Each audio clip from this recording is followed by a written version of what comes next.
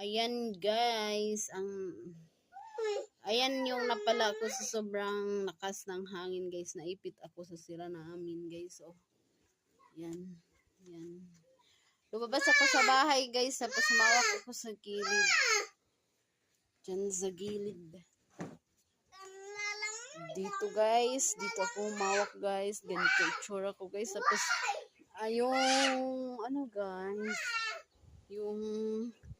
Yung door namin guys, natangay siya ng hangin. So, ganito yung itsura sa paghawak ko guys. Oh. Ayan yung kamay ko. Ayan eh. Naipit. Ayan guys. So, ganito. Tingnan ko yung kahoy. Baka matumba dito. Kasi sobrang lakas ng hangin. Lumabas ako sa bahay at humawak ako dito. So, ayan guys. Ingat-ingat na lang kayo guys. Huwag kayong humawak dito.